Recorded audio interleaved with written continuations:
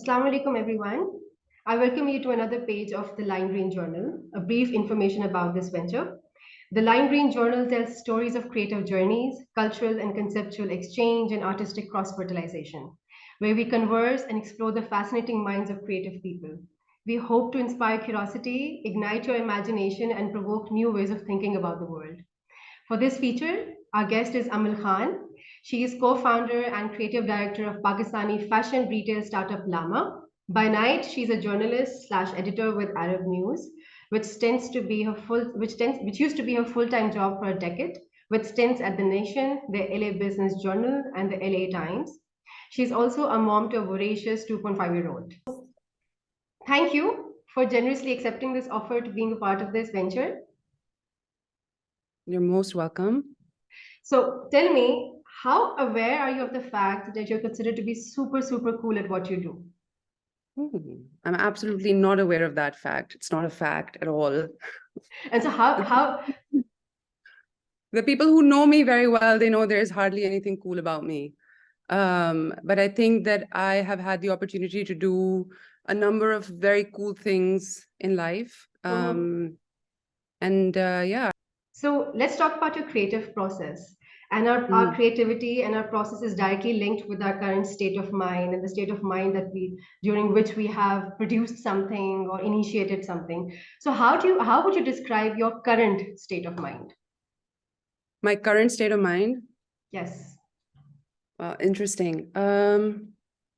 My current state of mind is very much in flux. It's multitasking. I'm a hot mess all over the place. I have a kid. I have, a business. There's, there's news work.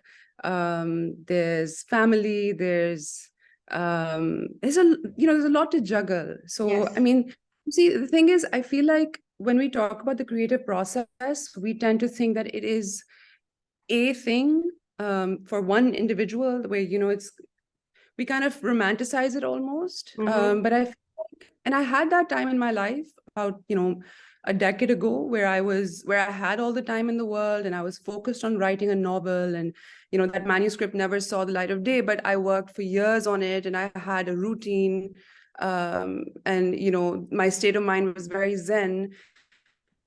I was unable to do anything with it. I was unable to actually see that project to completion.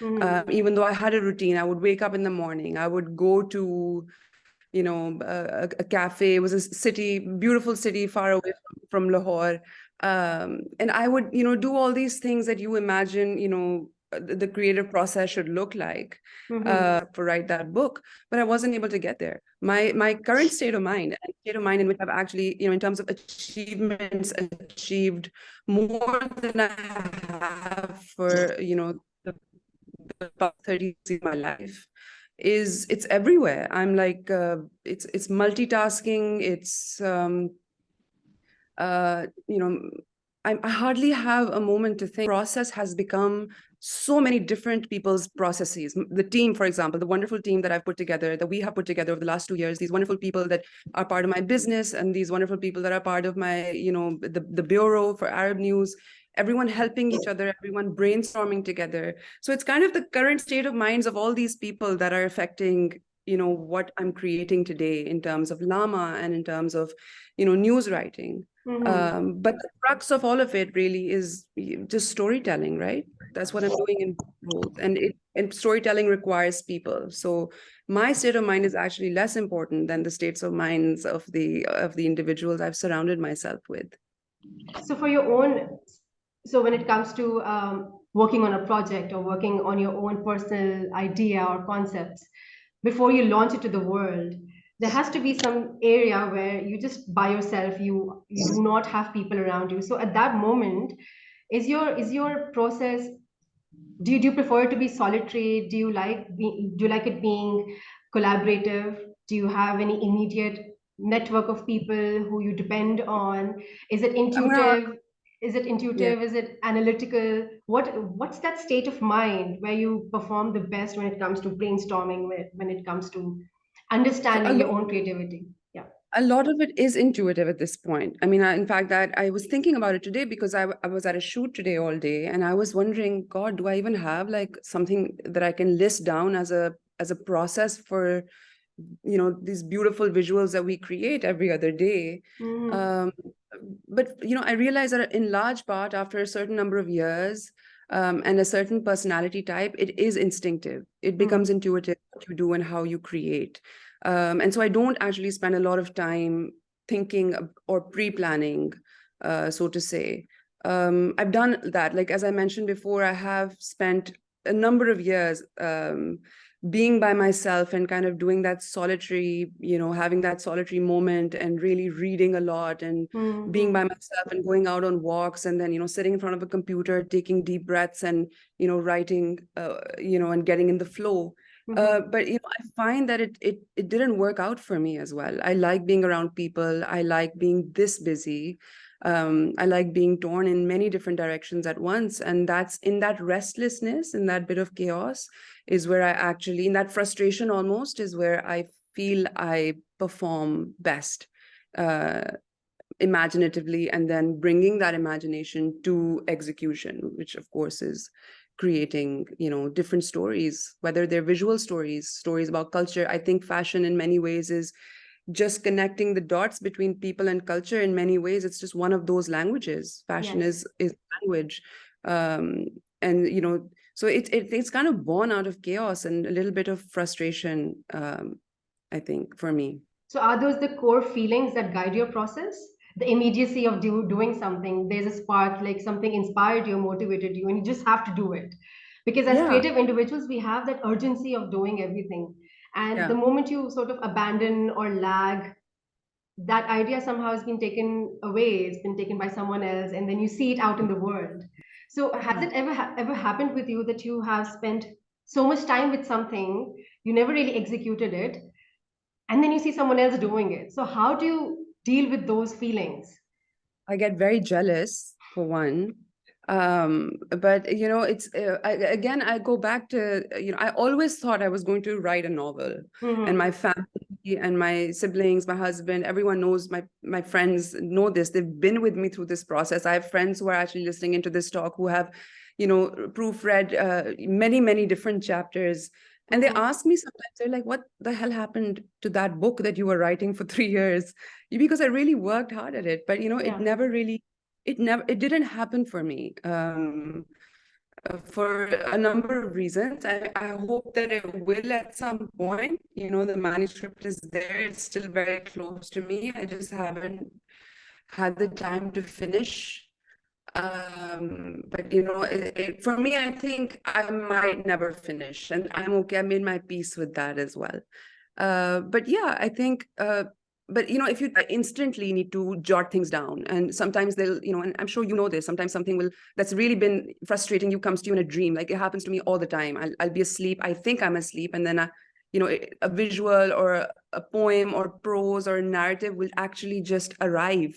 Mm-hmm. And I wake up in the middle of the night and jot it down into my iPhone notes. That's actually where I do most of my kind of writing now, unfortunately, is the unromantic, basic, Mm-hmm. uh yeah, iPhone notes. They're my savior.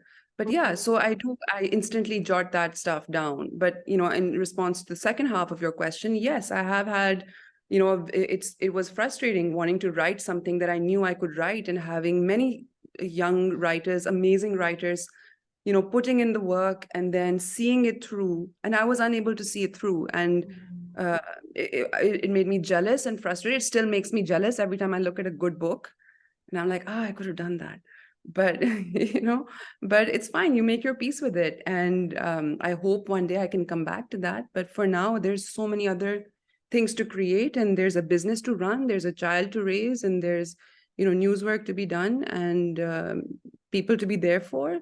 So there's a lot going on. Yeah.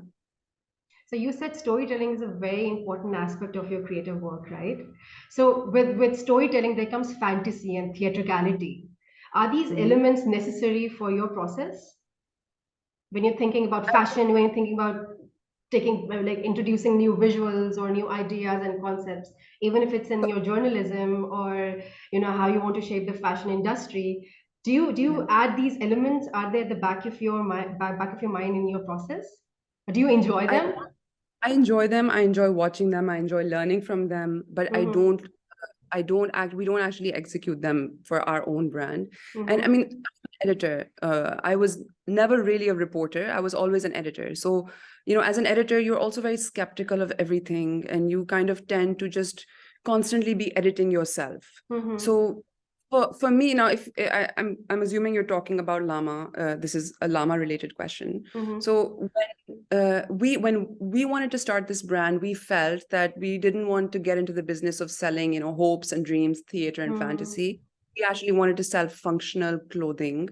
Mm-hmm. Um, we try really hard to let our visuals kind of reflect that ethos. So even though, yes, I would love the fantasy and I don't think I'm very good at it, by the way. So I mean, it's just better for me to stick to the basics and kind of the skeleton of the fashion. Mm-hmm. So for us, we just want to communicate, basic clothing minus the fantasy, which I think you get a lot of anyway. Lots of very creative people who are doing this much better than we are.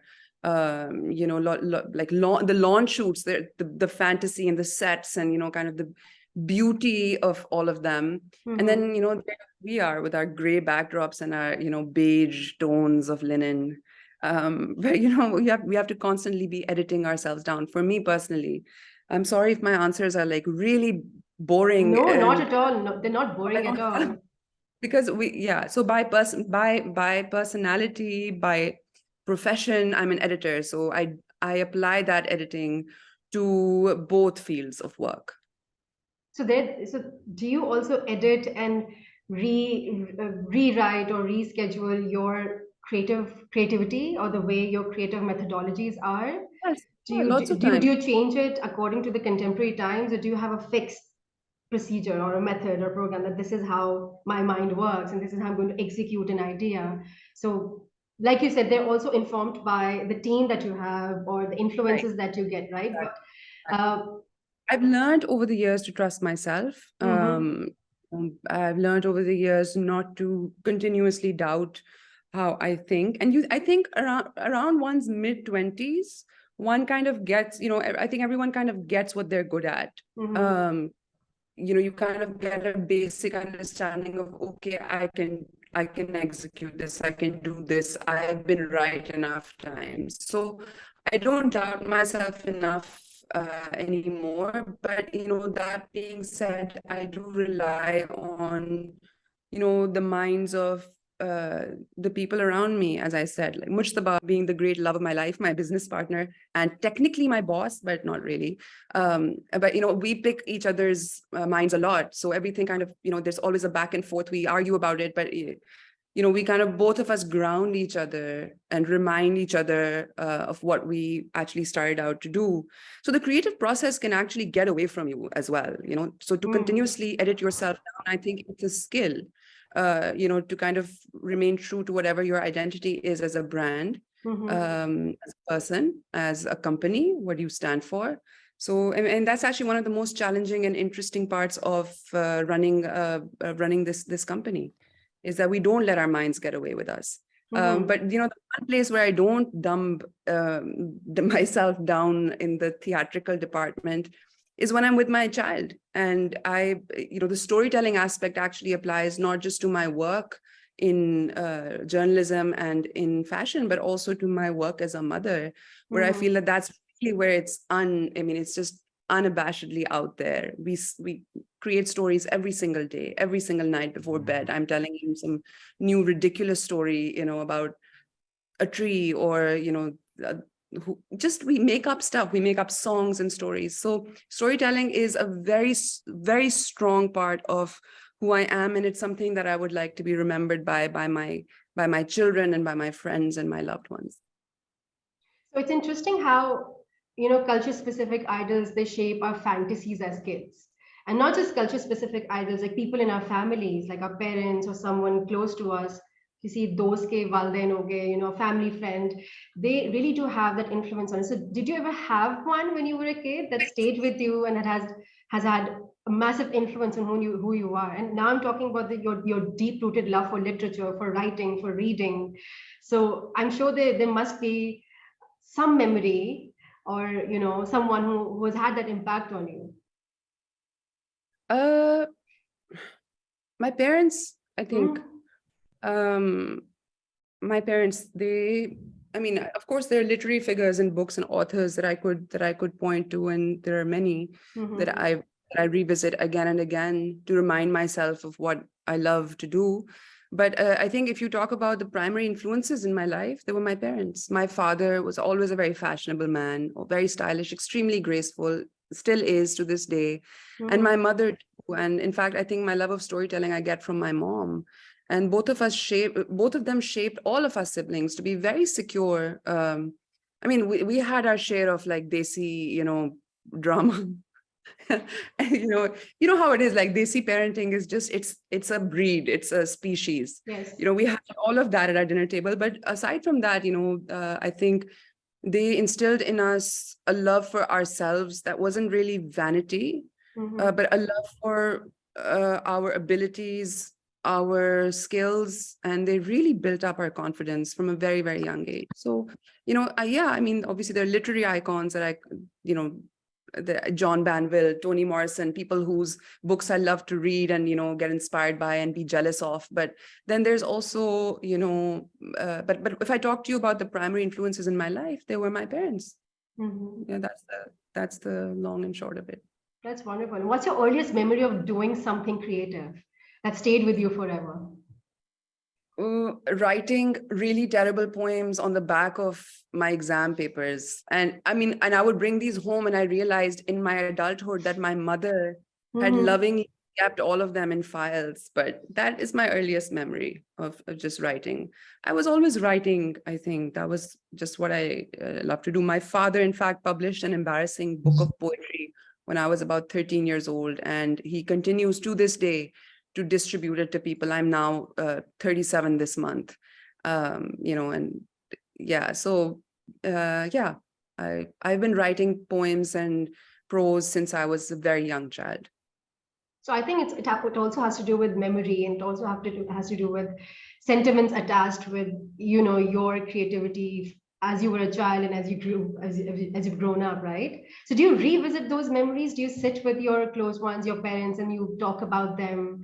And and I'm sure every time you talk about those memories, you do learn something new about yourself that does apply and is very helpful for who you are right now. So could you talk about So any particular incident or any episode in yes, life that yes. you revisit and The you prime I love this question because I think a lot of who I am as a storyteller is steeped in nostalgia. And I know it's very cliche for writers to, want to steep themselves in nostalgia, but there it is. It has guided almost everything that I have done or written or created in my life. It is inspired by childhood. And Mhm.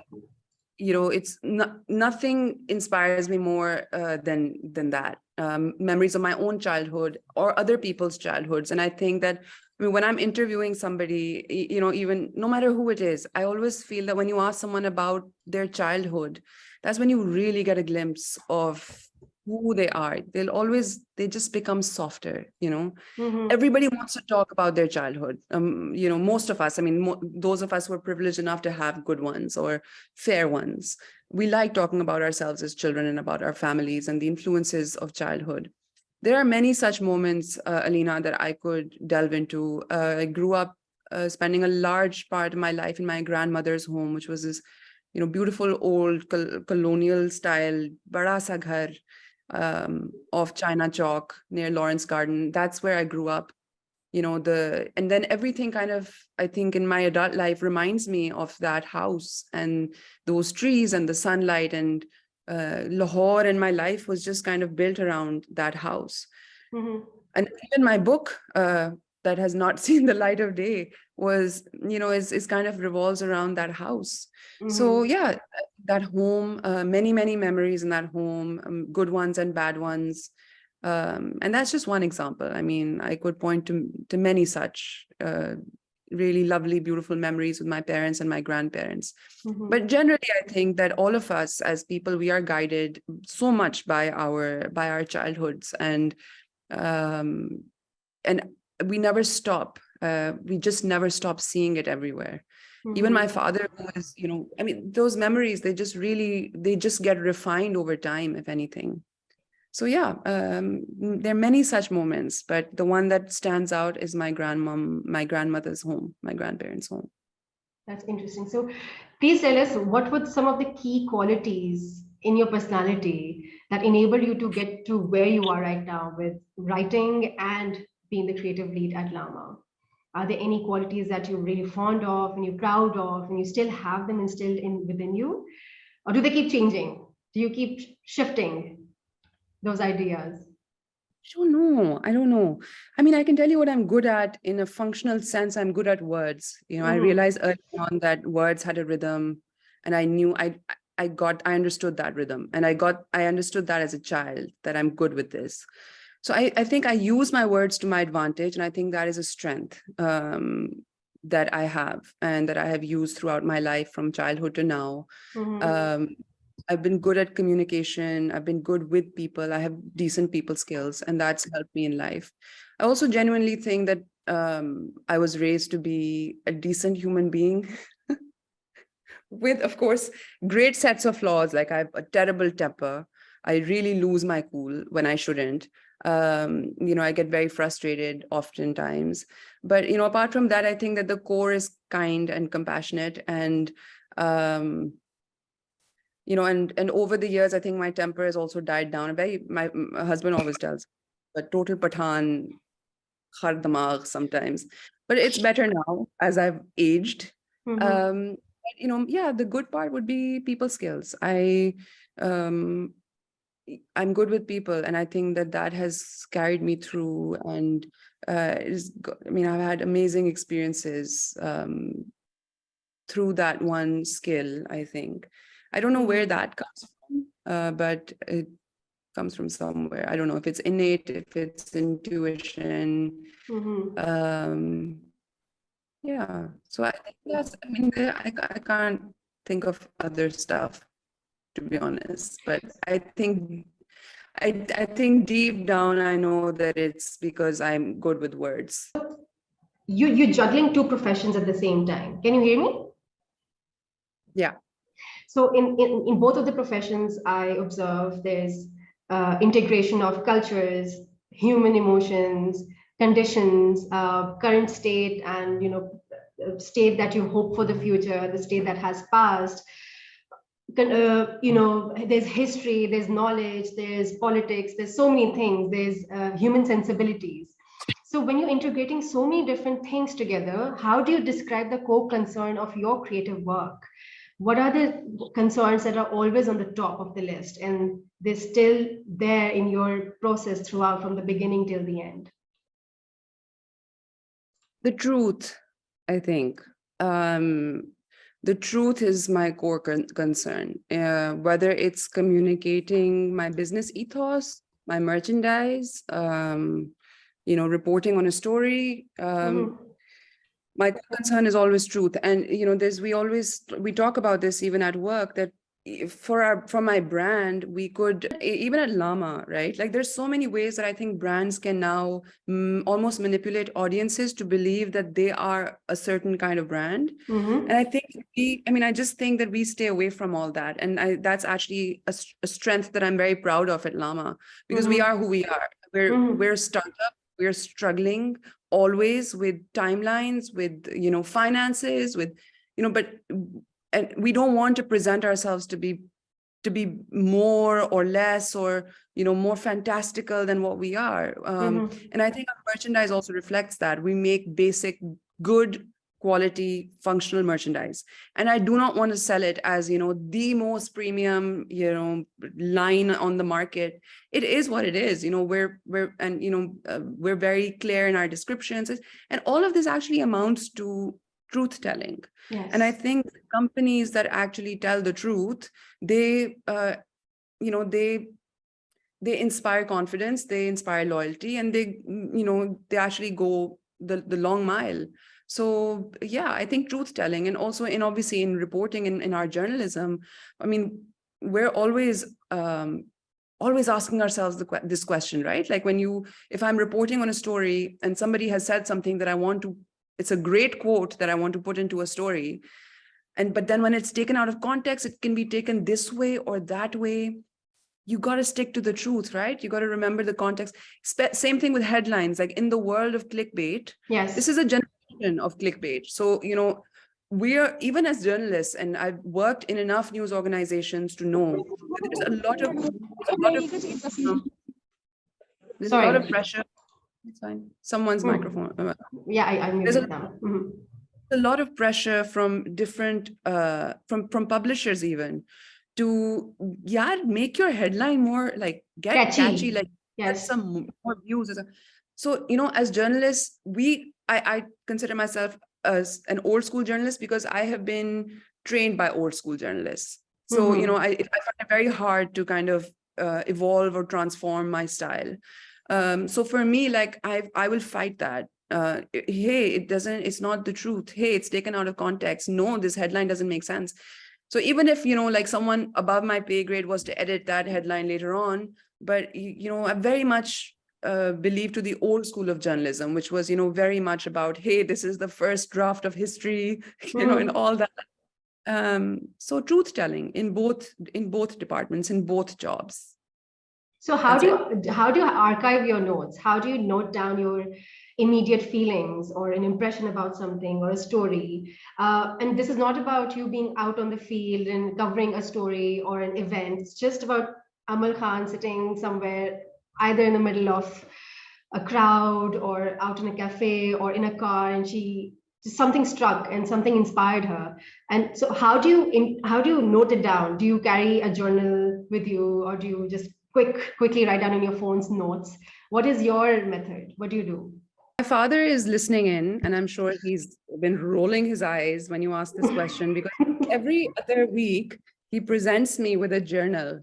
Every other week, my father gives me a diary and says, would you like this diary this time? And every single week I tell him, Abu, I don't use diaries, I don't journal, which he thinks is my great failure in life, by the way. And he doesn't think that people who journal can ever be successful.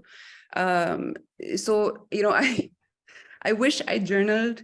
I hear that, I tried for a while, but I can't keep up with it. What I do is I make, like I said earlier, tons of notes in my phone.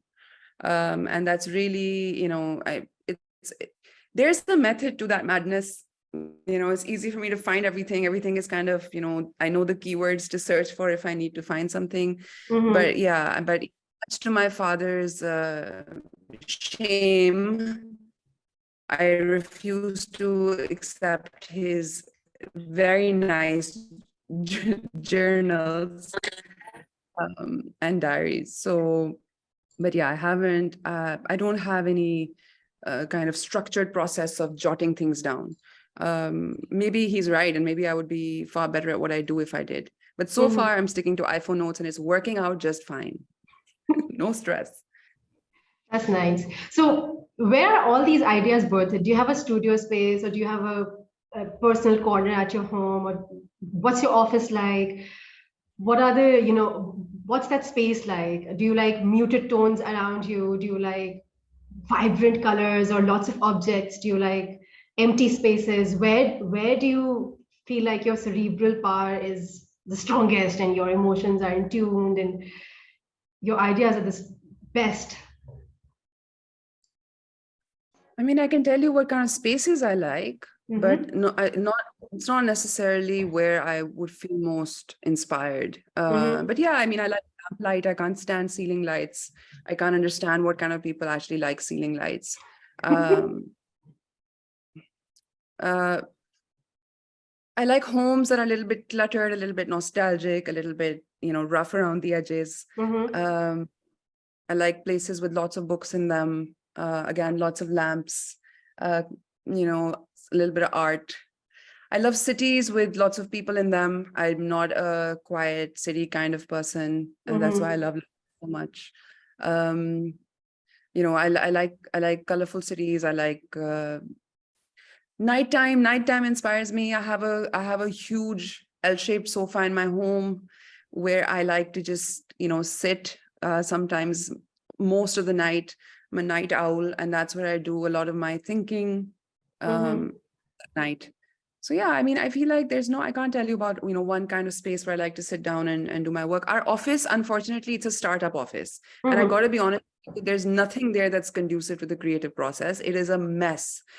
It's a complete mess, and we keep thinking, oh yeah, we should make this into a nice like room for, thinkers and like creatives. And at the end, uske andar bhi dabbe bhare hote hain full of merchandise. So, I mean, people from work are actually here in this group, so they can attest to this, that every square foot of office space is actually being used for merchandise. And we're trying to expand and kind of get more with it, but that's how startups are. So no, I don't really have a beautiful studio or a beautiful office where I can sit and think.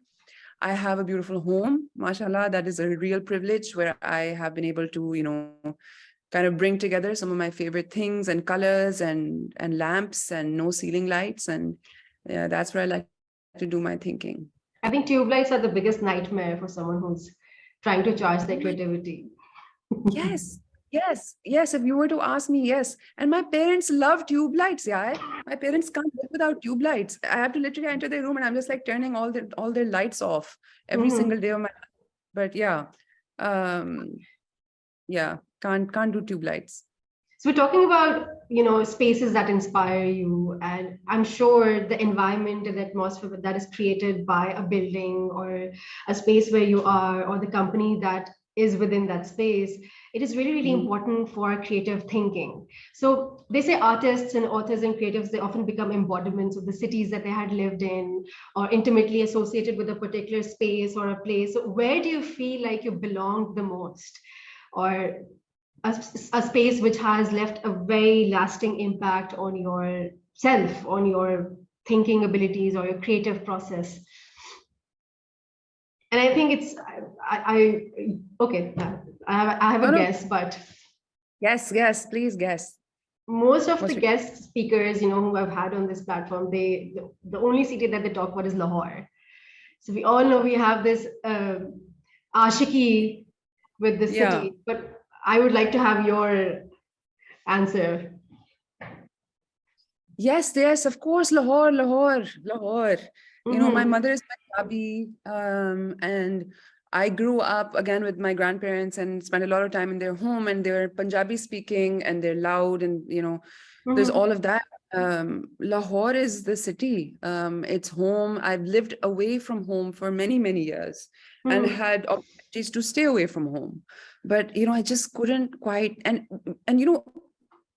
all my siblings are not like that. I'm actually, me and my brother are the only ones who are actually here. Two of my siblings, they chose to live away. They just they don't get, they love Lahore so much, but then they work here and they've chosen to move abroad. But somehow I've always had a love affair with this city. Again, I think I'm a bit of an opener. I romanticize things more than they should be romanticized. And Lahore is so easy to romanticize. It's just so much romance in the city. And, the nostalgia of it, obviously, it adds to everything. So Lahore is that city for me. As for the places where I have had the privilege of traveling, I've been to Italy only once, and it really moved me a lot. Something about the culture and the people and the cities, and it is rough around the edges, which I really, really like. So yeah, that's probably my favorite place to travel to so far, out of everywhere I've been. But Lahore is Lahore, and this is where I feel most at home. This is where I feel most inspired. And when I'm away from Lahore, I think of Lahore to get inspired. So could you talk about any time or a mood of culture or an era? It could be perhaps 70s or 80s or early 40s that inspired you the most, that that attracts you towards its stories, towards its experiences, towards the people who lived that era. Because when we sit with our parents, when we sit with the elders, they give us a picture of a city or of their experience of the time, where we sort of feel like kash hum us time pe hote, you know, कि हमारी जो personality है या हमारा जो character है या जो हम चीजें महसूस करते हैं, we associate a lot with that culture or that mood or that time. So what has it been for you? Which era, which culture have you actually felt like you related the most with? First of all, that's my parents, and they've turned their camera on galti se. Hey, guys. Assalamu alaikum. Sorry, we'll just turn it off. No worries. Anyway, cute. It's an era. You know, I mean, I'm gonna take this question down the fashion route a little bit. Okay. I grew up in the 2000s, which was like disaster for fashion. You know, I personally feel we need to get as far away as we can from the the 2000s era of fashion. But again, like I said, like fashion is very much a language of culture. It's very much about people. It's very much about history. So if you actually study fashion a little bit and kind of the movements of fashion from, and I'm talking about Western fashion. That's the only fashion that I actually know anything about. Mujhe kuch nahi pata Eastern fashion ke bare mein. That's why I stay far away from it. The 20s, of course, is when everyone, gets a visual of the 20s, when the first kind of androgynous cuts came in and, the waistline suddenly went away and, that focus on the very feminine form, it dissipated, and it actually was, it was more unisex and more athletic. And, then again, the 60s were interesting. I mean, again, and these things were inspired by wars, by different protest movements, by different revolutions, all of that stuff, it excites me and it interests me. The 60s interests me a lot. 60s fashion interests me. The 40s also interesting after World War II, how the fashion landscape like drastically changed. It rose again after the and so those are areas that I think about and I study a little bit when we're designing collections or thinking about campaigns. I think these three kind of decades really nice for me: the 20s, the 40s, and then the 60s, when high street fashion actually became a thing and you had ready to wear clothes. I didn't start off in fashion at all. I didn't know anything about it. For me, it was very instinctive. We started LAMA not because I was any good at fashion, but because we wanted to be more of a merchandising house. But then kind of it has pushed me to obviously study it a little bit more. And, and I've read journalists actually become creative directors. In fact, most creative directors of fashion houses and companies actually have degrees. And I think that there's a reason for this. I mean, it's not a coincidence. I think there's a reason for this. It's because we've studied culture, immersed ourselves in people, written about people. They're a little bit skeptical, and I think that's why fashion. I'm sorry, let me just mute. Yes. Okay. I can tell you what's happening there. He's running and listening to my talk. Wow, my family is like on a That's roll. wonderful. That's wonderful.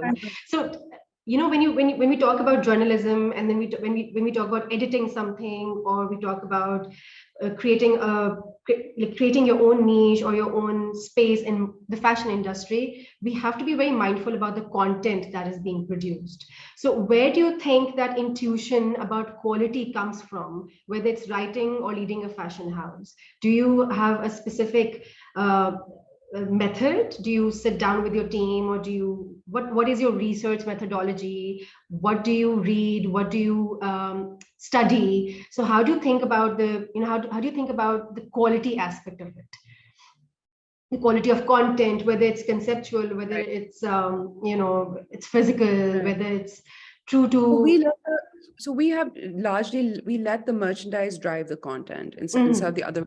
And again, I think this connects to what I was talking to you about earlier about truth telling. Yes. Is that we want to focus on what we are actually selling and then create the stories around that, as opposed to creating stories and then fitting our merchandise into those narratives. So the process is it's layered. We source the fabric, we sit down with the fabric.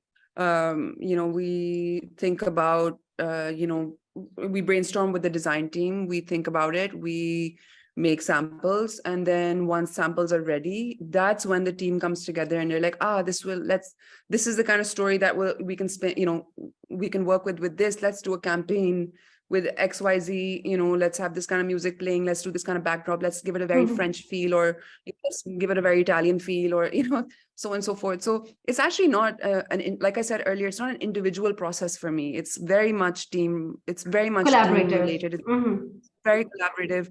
And God knows where I would be if I didn't have them to do this with me, because God knows I'm not on my own talented enough to pull any of this off. So what emotions or responses do you hope to create to your audience with your work? Relatability, or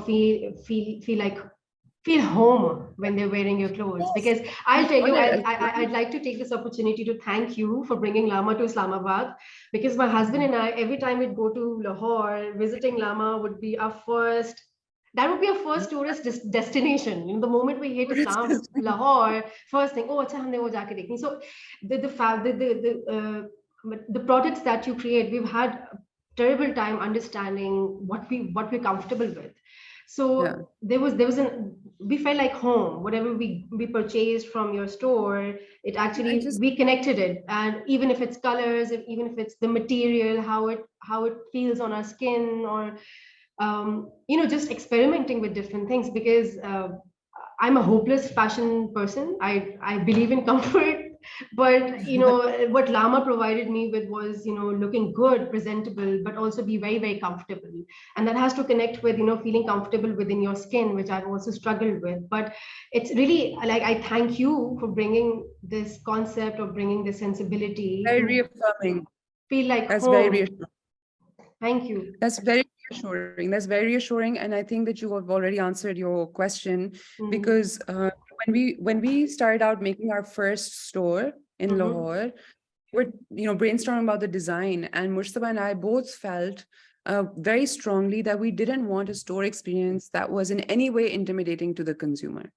We wanted a store experience where when you entered, you felt almost anonymous, like you know how it is, and we feel this in many stores that you enter around the world. You have some stores that are your stores, Yes. You just enter and I'm going to find something here. I'm going to get lost in a corner somewhere and just, look at things. It's like, it's a safe place. And that's what we wanted with LAMA. We wanted LAMA, the online experience, as well as the offline, especially the offline experience, to be you just enter into just a store. It's just a store. That crazy fantasy, or an insane adventure. It's just a clothing store. Walk in, come, enter, welcome, and kind of have that warmth in it and that home feel in it. And yes. I think that now that you say it, like, I clearly we did something right.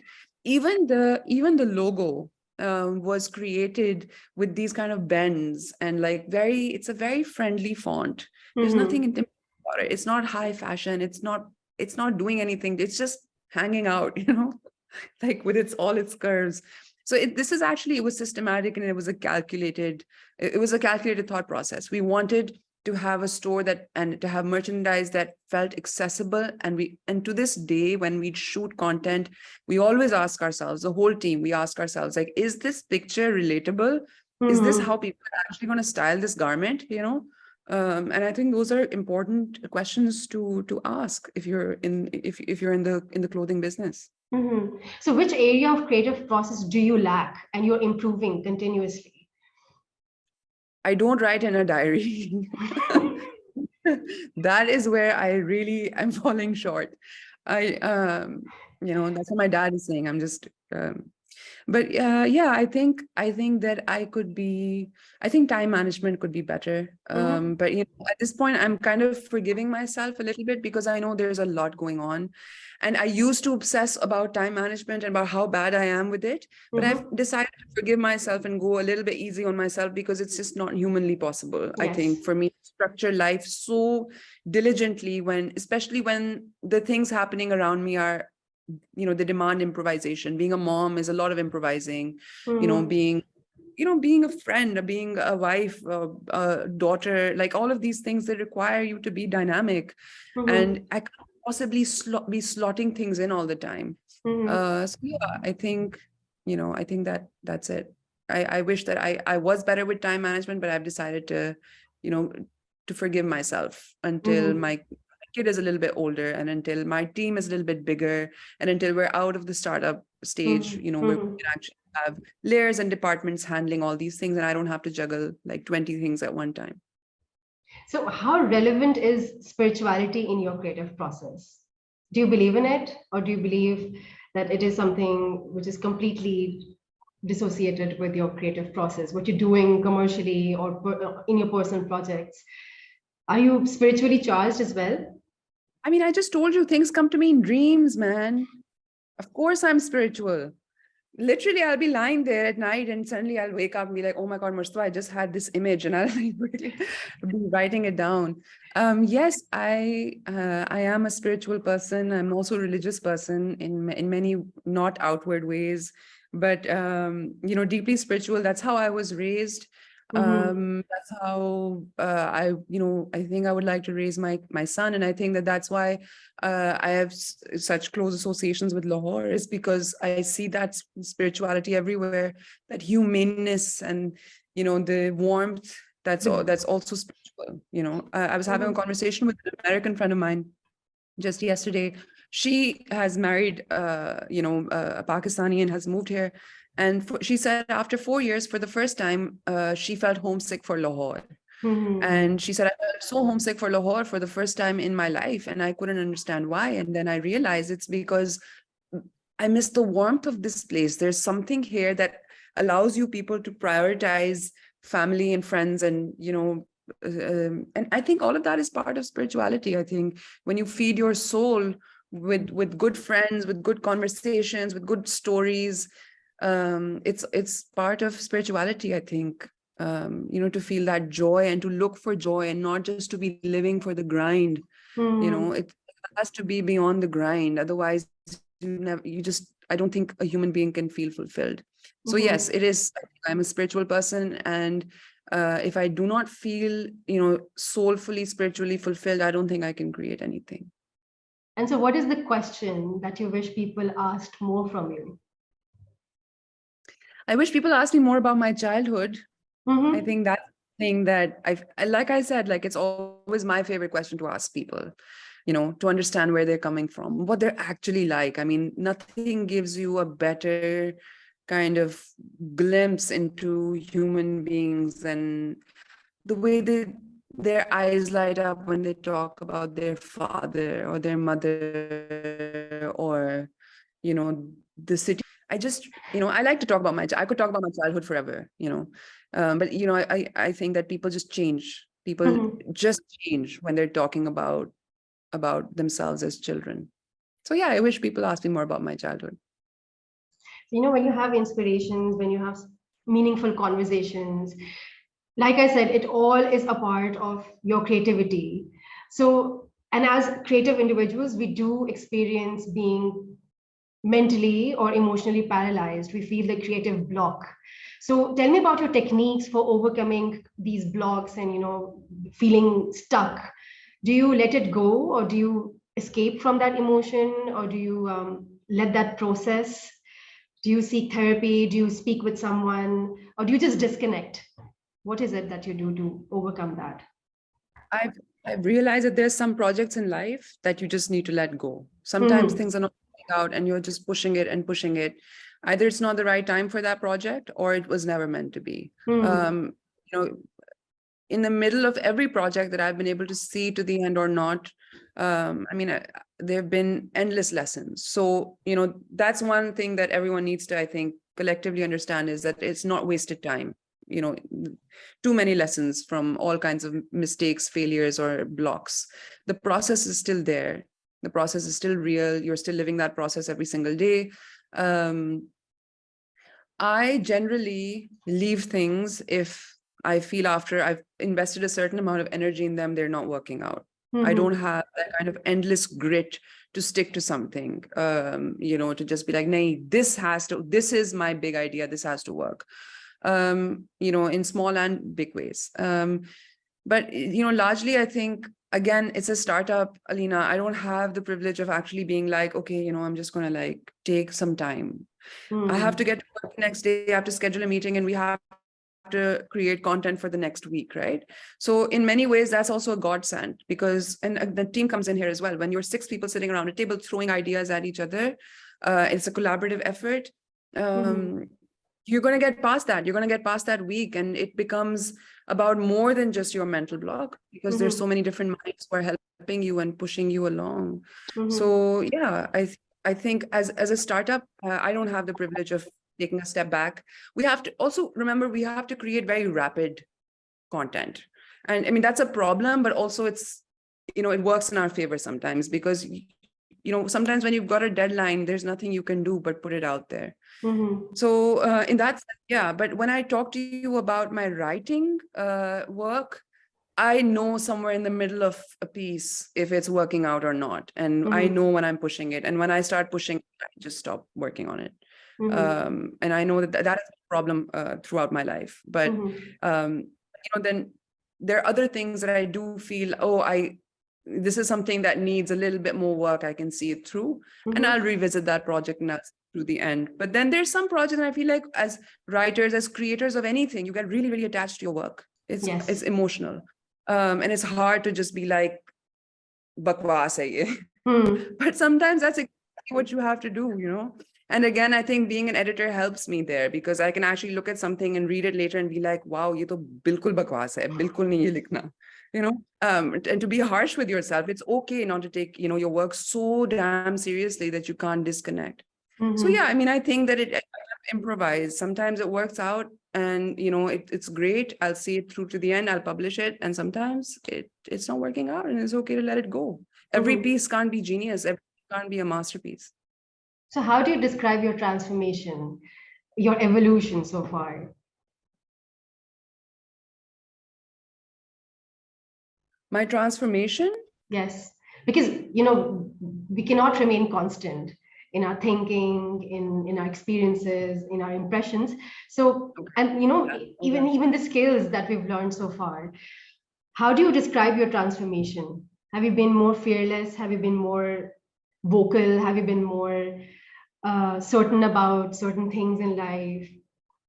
Yeah. Have you overcome any fears, or understood from the mistakes that you've probably done in past? Or how do you describe your evolution?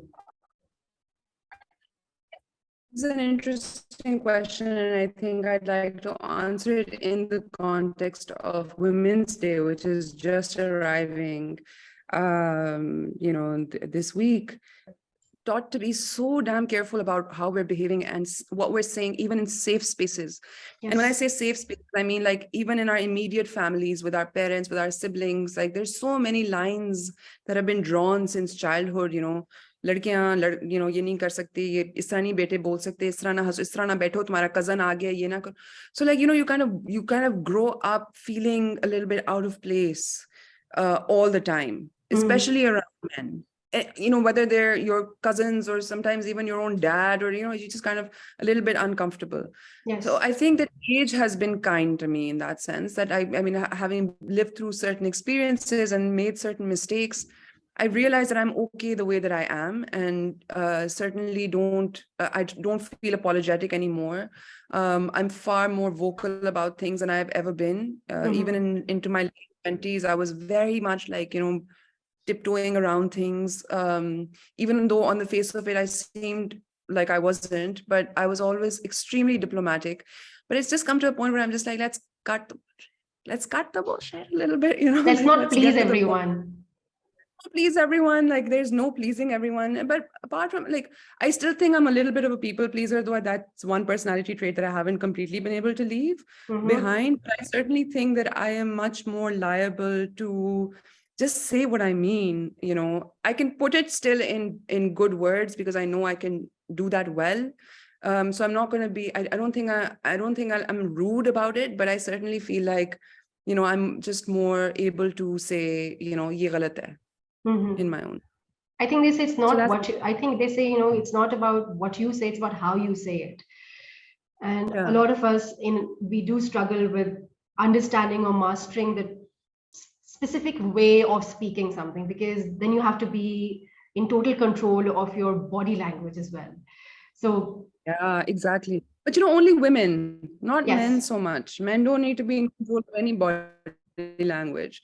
And that's what Mm-hmm. I mean, like the microscope on women to kind of, even when they're talking, be looking a certain way. Mm-hmm. It's kind of ridiculous, the kind of level of scrutiny. So in that sense, I think that I've kind of outlived that. And if you talk to me about in the fashion sense also, I'd like to connect this, because I've started dressing the way I really wanted to dress all my life, Mm-hmm. which is, I like, I like dressing more masculine than feminine. And Mm-hmm. I enjoy that much more now. I mean, I enjoy the feminine part of dressing up a lot. I'm not going to lie, like that's fun sometimes, but on a regular day at work, I want to wear my pant with my belt and, my collar Mm-hmm. shirt and like look like just into a boardroom and not be dressed in like a, in a very feminine sense. So that's in fashion, that's one evolution, I think, that Mm-hmm. I have. I think I would like to credit myself with, where I've suddenly realized that, yeah, I'm old enough to walk out of my house wearing what I want at this point.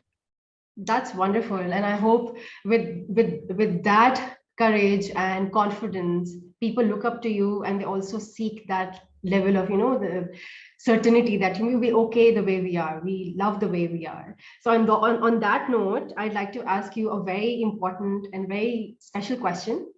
If I ask you to Okay. give three positive affirmations to yourself, what would they be? Oh, this is a very hard question. I've left that for the Three, last part. Three positive three positive affirmations. affirmations. Yes. Amal, you are not fat would be one. I struggle with body image issues like most women, and again, I've realized Mhm. at this point in my life how horrible our relationship with food is and how horrible our body image issues are. So I mean, yeah, I'd look at myself in the mirror and be like, you look fine. You're fine the way you are. And then, oh God, two more. I'd like to tell myself that it's okay not to have time to do everything all at once. And, sometimes it's okay to let some relationships go and, and maybe revisit them at a later time in your life. Sometimes I'm sorry, this is not, I'm not directly answering your question, but No, this I is do, absolutely I do fine. think, I do think that I'm a little bit hard on myself when it comes to, relationship building. And I've Mm-hmm. realized now that it's okay to just kind of step back and be like, मैं नहीं handle कर सकती सब कुछ और हर एक को, Mm-hmm. that's okay. So, I've stepped back from a lot of family and friends and kind of stuck interaction at this point, just to be able to keep up working and being a mom and, also having my loved ones around me without going over the top. So I'd like to tell myself, it's okay if you can't manage everybody. It's fine. And my third, होनी की third भी इसके अंदर थी. आपने तीन से ज़्यादा बता दिए, but that's amazing. You can go on and on. Yeah, no, I'm fine. I'm good. Thank you so much. Thank you for This was sharing. super fun, actually. I'm so glad. Did you pay people to like be No, here? I'm so glad for your family to have joined in, your friends to have joined in, and whoever has tuned in, thank you so much. And I'm so sure that whatever you just said is going to teach us about a lot of things and think about so many things about ourselves as well. Being fierce, being true to yourself, and always talk about the truth, never shy away from it. These are the things, and I always look up to you, and thank you for being so approachable. Thank you for Thank you. being so genuine. I've never met you, I've never had a chance to speak with you before, and this has been so special, and I'm truly grateful to you for your generosity, for your kindness, for your humor, your Yeah, I was wonderful. going to say, like, we should not, I feel like the one thing I didn't say enough is that people need to stop taking themselves so seriously all the time. I think that that's one thing I see in both fashion and journalism, Yes. and Twitter has amplified everything. Just, थोड़ा easy हो जाओ सब सारे लोग. My kid is barging in because I said 7:30 he can come in, and it's 7:42. Sorry. Oh, no So problem at all. No problem at all. So I wouldn't take much of your time. I wish to have extended this talk forever, but thank you so much. Alina, this was a pleasure and was super fun. Thank you to everybody who stayed, you guys. I don't know if this was any good for anyone, but I'm really happy that you stayed and heard me talk. Thank you, and all the best for whatever you're doing in life. You're doing great. It means a lot to us. Thank you guys. Khuda Hafiz. Hafiz.